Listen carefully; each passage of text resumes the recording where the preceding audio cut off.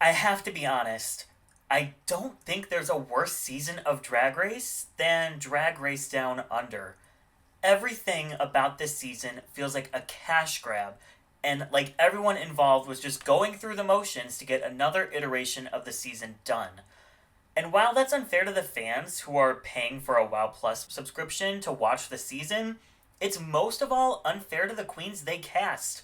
There was so much talent on the season that I think went unrecognized by the producers and RuPaul, so by proxy, the fans as well. Season 11 of Drag Race might have been rigged to high hell, but at least we got some of the best challenges the show has ever seen, and some pretty well-written storylines for the queens. Canada's Drag Race was a dumpster fire, but the genuine likability of the cast makes the season fun and rewatchable. But with Drag Race Down Under, the challenges are shit, the storylines are shit, the casting of racists is shit, the way the queens were treated is shit, it's shit. I would never say that. The season has been torn to shreds on social media, so nothing I discuss in this video should be very shocking, but I'm hoping I can consolidate the issues with the season and at least try to explain what the producers were trying to go for and what went wrong with their plans for the season. Now, we will be bringing up points I mentioned in this video, but now with the season completed, I have the whole picture and can dive a little deeper into my main issues with Drag Race Down Under. But first, if you are not already, make sure you are subscribed to the channel and check out my Instagram and Twitter, as well as my Patreon. We're about to start the All-Star 6 draft for my patrons, where the winner will receive merch from any All-Star 6 queen of their choosing. So, if you are interested in checking that out for as little as $1, be a part of the Discord, be a part of the Patreon, and join the draft. That sounded wrong. Not the United States draft. the All-Star 6 draft. Okay, back into this video now. We've done a lot of videos in this series, so you know the drill. Not every queen comes into the series with the same amount of popularity or storyline. So let's first discuss some of the queens who came on already with an advantage. SIMONE was a huge name in the drag world. Her extremely polished social media presence, stellar looks, and friendships with a lot of Ru girls led her to having a huge following before even being cast on the show. And this following led to WoW Presents giving her her own show before Drag Race Down Under even aired. That is huge. That's never happened before, a queen getting her own WoW Presents show despite not even being on Drag Race. That just goes to show how huge her popularity and marketability was. She was at all the drag cons, and I really can't think of a queen who was more set up to be a frontrunner on a season than SIMONE was. Then, of course, we have Miss Karen from Finance. Trixie Mattel is a huge Karen fan and name-dropped her on many times. While I never followed Karen before the season started, it seems like Trixie name-dropping you is all it takes to get a following, but Karen did not have nearly the same popularity that Art had. But she was definitely a name many people recognized when the cast dropped for Drag Race Down Under. And then last, I want to talk about our trio of Kiwi queens, aka the saving grace of Drag Race Down Under. Kidamine, Anita Wig'lit, and ELEKTRA Shock all came on the show with a major story arc already set up. Kidda and Anita have been friends for years and host their own drag show together where ELEKTRA works as a performer. So it's a very interesting dynamic there. We've had drag mothers and drag daughters compete against each other, but never a queen and then one of their employees. So when I say queens can come in with storylines already set up, this is the perfect example. Producers don't need to dig into their trauma or set up drama in order to find things to delve into with these three queens. And as we learned, having a storyline can carry you through the season if producers are keen enough on it. So let's break it down episode by episode and unpack all of this trauma that we went through with this season. So episode 1, we have this little mini ball. the queens have to walk the runway with a born naked look and then a look that describes their hometown. But we see a lot of season-long storylines start to take shape already in this episode, especially ELEKTRA's underdog edit. They waste no time in setting that up, the queens, especially JoJo Zaho, drag her for her makeup and her drag. And then she goes and slays the mini challenge, getting the win. So, of course, this episode is going to end with an ELEKTRA and JoJo lip sync. I think the producers got lucky here that they were legitimately the two worst of the week, but the storyline really is done perfectly. JoJo underestimates and reads ELEKTRA to filth all episode, and ELEKTRA proves herself by destroying JoJo in the lip sync. In some classic irony, JoJo is sent home by the very queen she underestimated all along. While the bottom three I think was pretty fair, the same cannot be said for the tops of the week, at least from what a lot of the fanbase had to say. We had Karen, Art, and SCARLET in the top. And right now, I think is a great time to talk about Scarlett Adams. Usually, I wouldn't want to give a racist any time of day, but the favoritism and Riggory in her favor basically all season long is so prevalent to the topic of this video that I'm basically forced to bring her up constantly, so yeah, sorry about that. It's pretty obvious that by now, the producers have some tried and true edits that they love to give out to queens. The pageant queen turned comedy icon edit, the comedy queen who always looks like shit on the runway edit, the kooky queen who isn't understood by her fellow queens edit, and the one we're going to talk about here, the young white fashion queen edit, which in my opinion was popularized by Aquaria. Us as humans love to organize things in our brain. It's just a thing that our brains do. So this is where stereotyping comes into play. It's easy to use stereotypes because our brains love to put things into boxes to make them easier to understand. That's why we get every new queen on Drag Race being compared to older queens. It's easy for our brains to go, oh yeah, Crystal Method, she's the new Evie Oddly. Or, oh, Jada Essence Hall, she's the new Asia O'Hara. These queens have things in common, so our brains automatically want to lump them together. Aquaria was the first young, white, social media fashion queen on Drag Race. Violet and Pheromone sort of fit this category, but Aquaria really put this edit on the map for producers. And since then, we've seen queens get this edit basically every season. Ariel on season 11, Gigi on season 12, Gottmik on season 13, Blue and Ahura on Drag Race UK, and to a lesser extent, Lemon on Canada's Drag Race. And many of these queens have been compared to Aquaria. Most of them became fan favorites too, so it's a tried and true method to give this queen the Aquaria edit and watch them take off with the fans.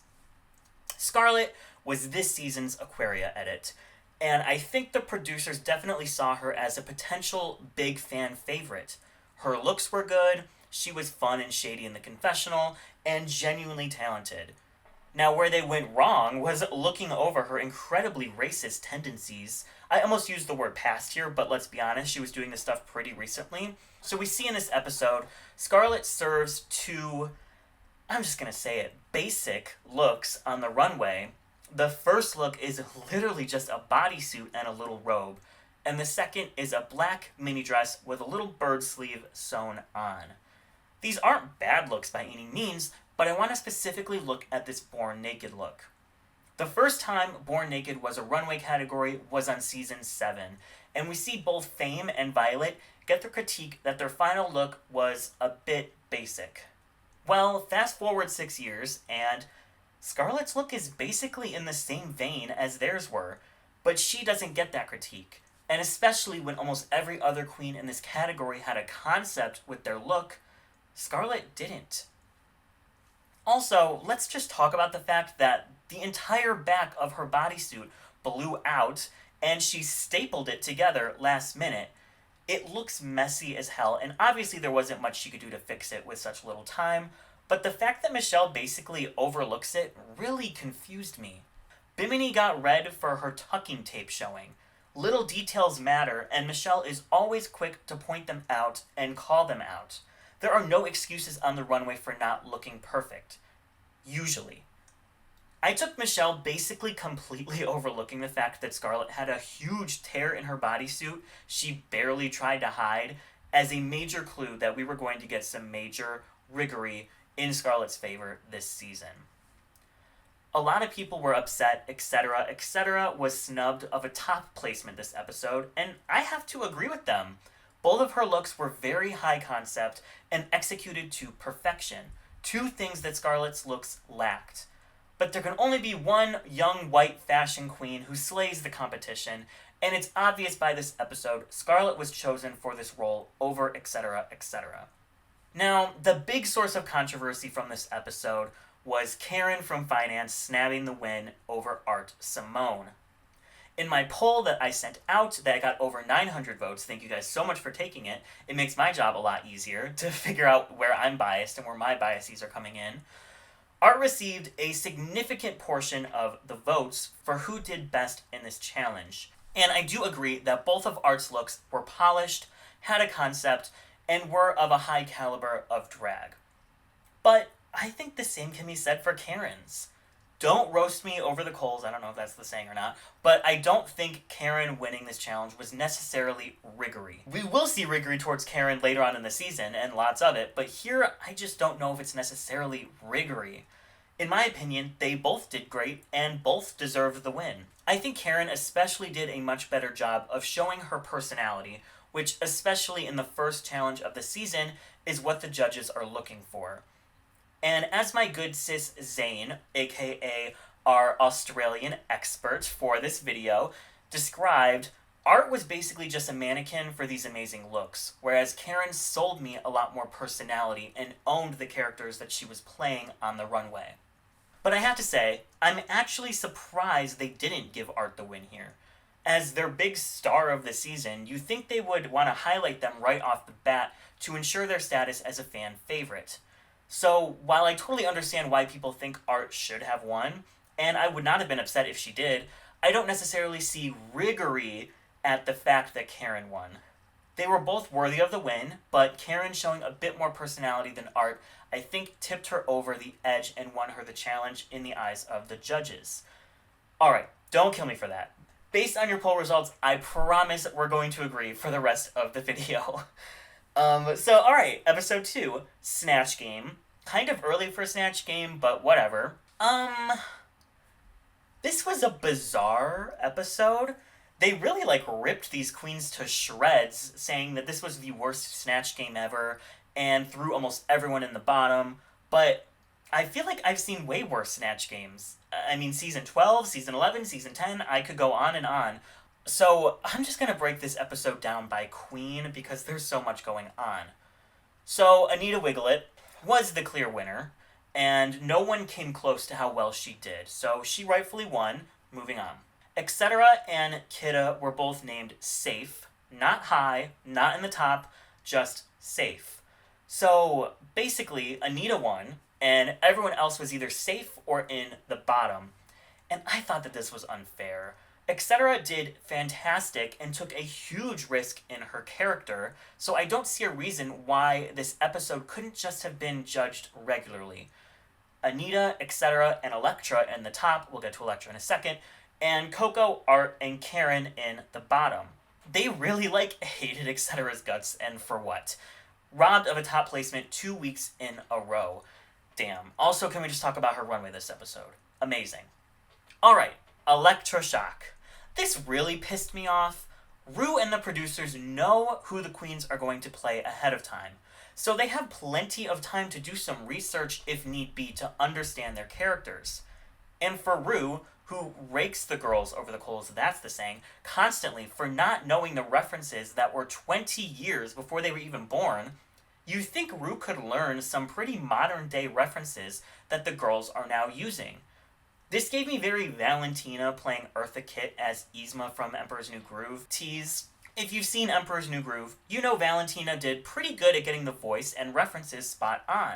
But to Ru, it made no sense at all, so she throws Valentina in the bottom, even though Monet was right there, but that's for another video. It's very obvious that ELEKTRA was playing Catherine O'Hara as her extremely popular character, Moira Rose, from Schitt's Creek.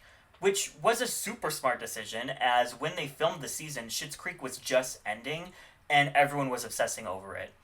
And she played the character, like, perfectly. That was Moira Rose to a T. The look was down, the voice was down, the mannerisms were down. It was a solid performance. But to Rue, who was too busy watching Golden Girls for the 400th time to watch Schitt's Creek, it was a mess. That wasn't Catherine O'Hara. She didn't even look like her. Flop. I just think it's extremely unfair for Rue to expect the younger queens on the show to know every 70s and 80s reference Rue throws at them, when Rue can't even know the ones that came from 2020. So yeah, Elektra was robbed here and unjustly put in the bottom. Now let's talk about Scarlet.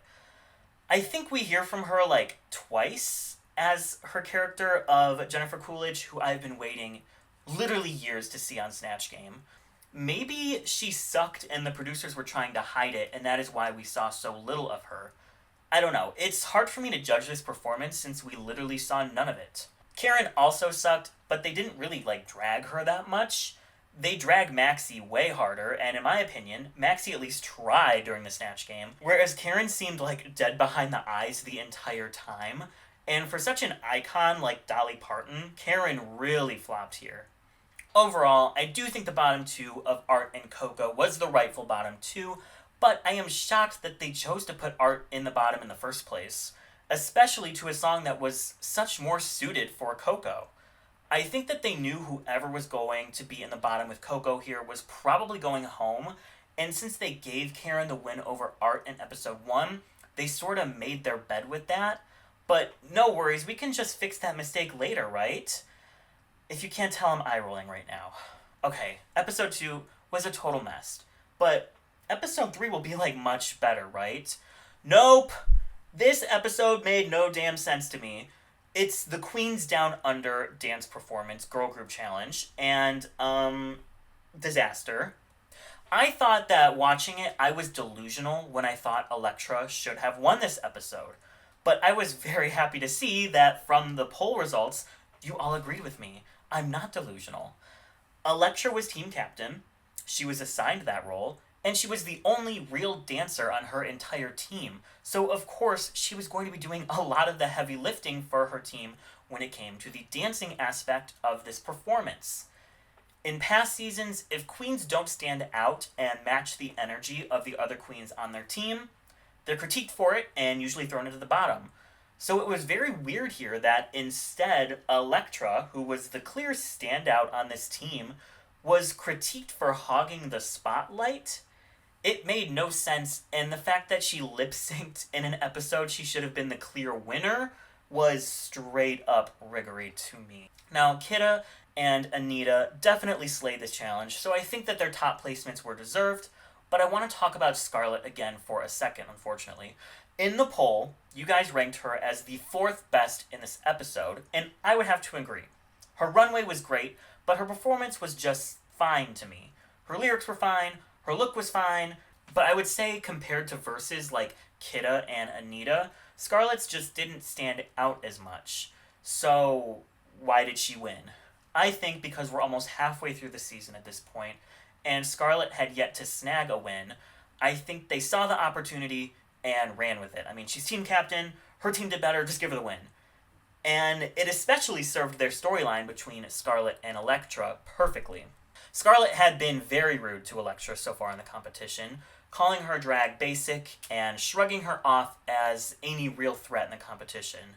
So we have an underdog edit for Elektra, and throwing her in the bottom while Scarlet wins the challenge is basically the perfect spark to make this little rivalry potentially turn into a full-fledged fight.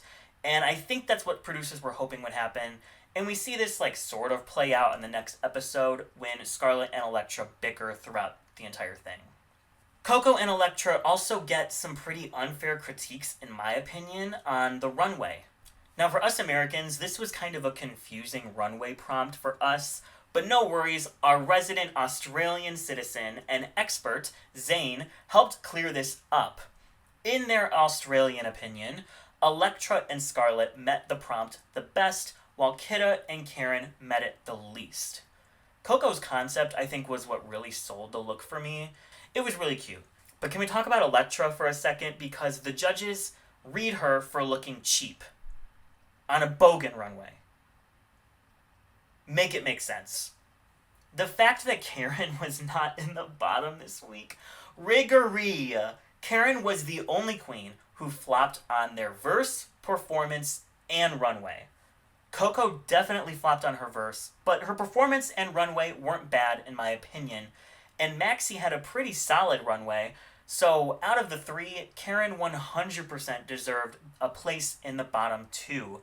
And then you can argue whether MAXI or Coco deserved the other spot, so the fact that Karen wasn't even in the bottom three, girl, bye. Bye, this episode 100% should have been Karen's last. But the producers knew any of Coco, MAXI, and ELEKTRA would send Karen home in this lip sync. So they saved her and just made her safe. Moving on from that mess, we get, yes, another mess.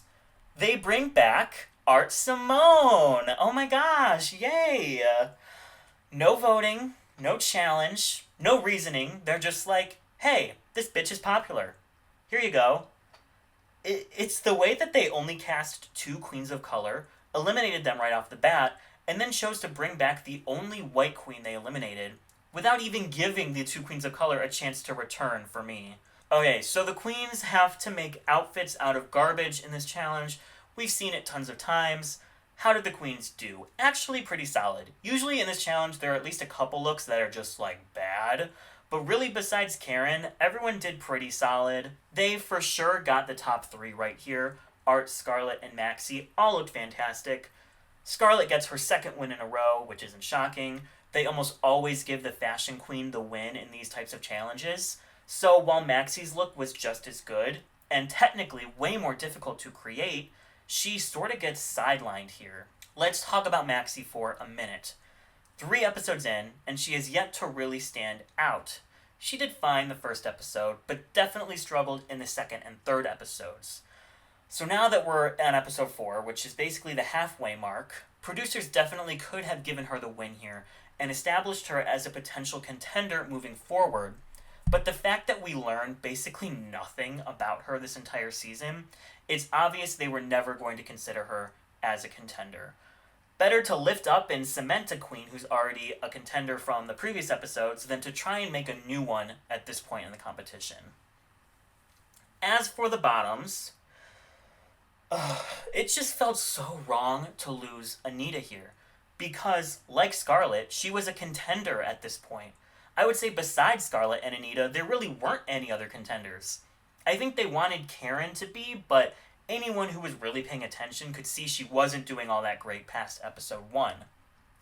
I don't know who Scarlet paid off to get the edit that she got, but getting rid of Anita in this episode basically leaves Scarlet as the only option for the crown at this point in the season.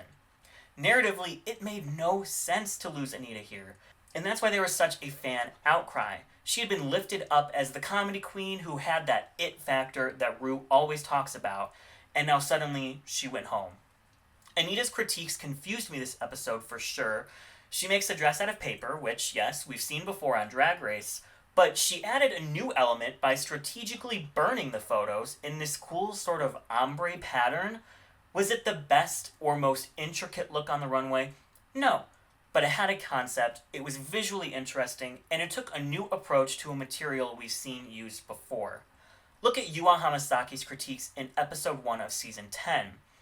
In this same challenge, she uses caution tape to make her dress, and Michelle points out that they've seen this material used before, but Yua used it in a new way, which, I'm not sure I would say is exactly true, but sure. Well, I would argue Anita used the material in an even more creatively different way here, but she gets critiqued for even using it at all. Alright, RuPaul, if you don't want these queens to reuse materials that they've already used on the series, don't give them the materials! Like, what? I'm gonna say it, and I don't say this very often. Anita was robbed. Knocking out a frontrunner so early in the competition for a performance that was bottom 3 at the very worst makes no sense narratively. And it's not shocking to me that this decision was a lot of people's final straw with the season. As we see at the end of the season, producers backed themselves into a corner with the queens they pushed to the end. but having Anita there would have been a drastic improvement to the season. One less racist would have been a major help to any season, I say. Okay, let's talk about ELEKTRA and ketamine for a second.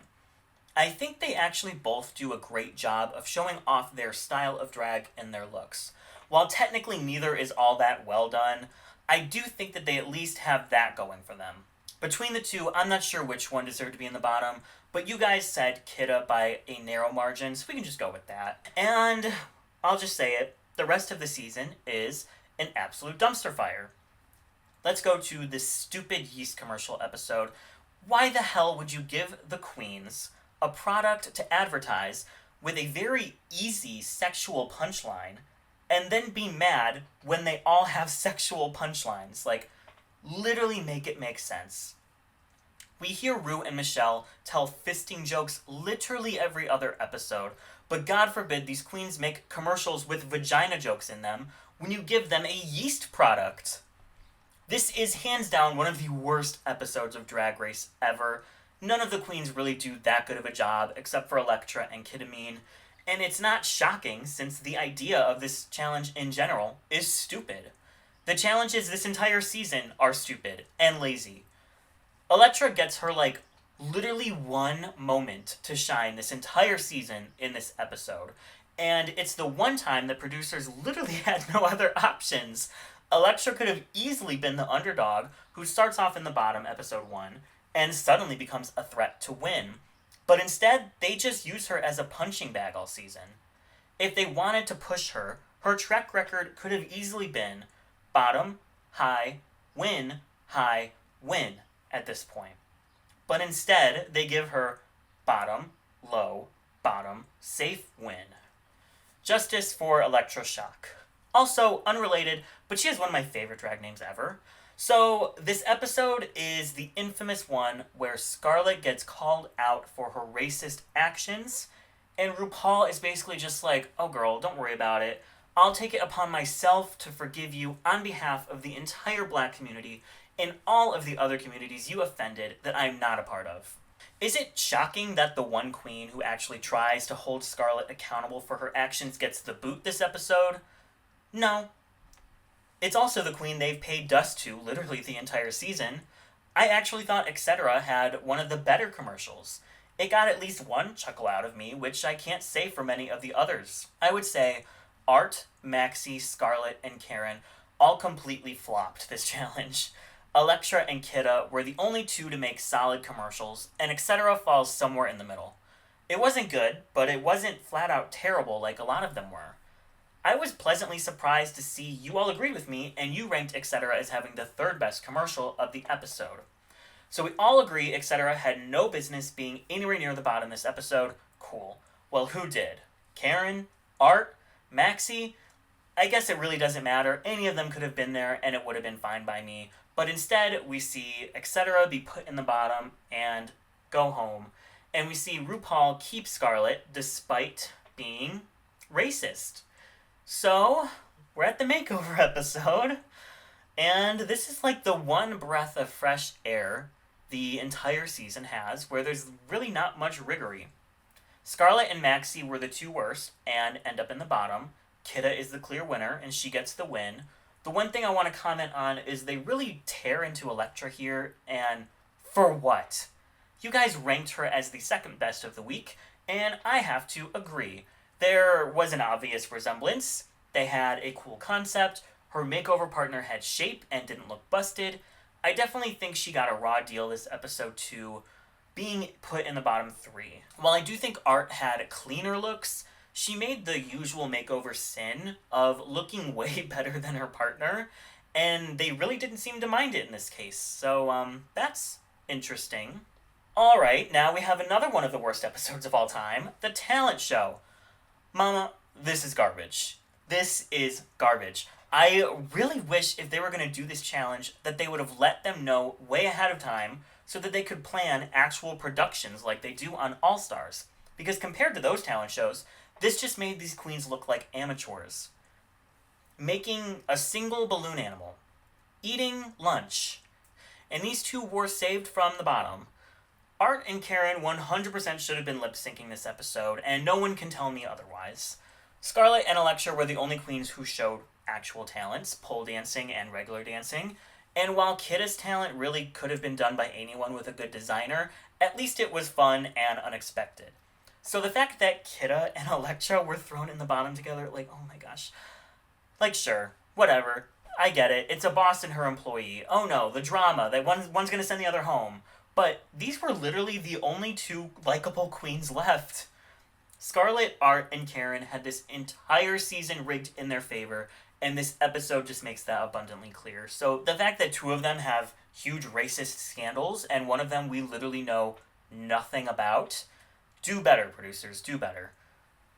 And that's what's so confusing to me. They rigged the entire season for these three, but then don't put in the work to make us even care about them. Scarlet is the villain of the season, and we literally know jack shit about Karen and Art. Like nothing. They don't develop them as people whatsoever until the last episode. It's lazy, and it's bad editing, since the queens they actually make you care about, Kidda, Elektra, and Anita, always get pushed to the wayside. It doesn't take a rocket scientist or a drag detective to see why this season doesn't work. And it's very obvious that whatever team WoW Presents put in charge of producing this season had no idea what they were doing. The potential was there was plenty of queens to root for, there is a good season somewhere in this pile of garbage, and in the right hands, it could have been solid. We'll get into how it could have been better in my next video. For now, let's look at the finale. Kidda slays it. She slays the verse, she slays the performance, and she slays the runway. And she wins. But not only because she did the best, because there was literally no other option. I've never seen the producers back themselves into a corner the way they did this season. Kidda was literally the only option to win this season out of the top four. With the controversies they had, there was no way on earth Karen or Scarlet would ever win. Imagine the PR nightmare, and Art didn't have a single win. Imagine someone winning Drag Race without even winning one challenge. It's just not gonna happen. So it had to be Kidda, and oh my gay girly god, I'm so happy it was.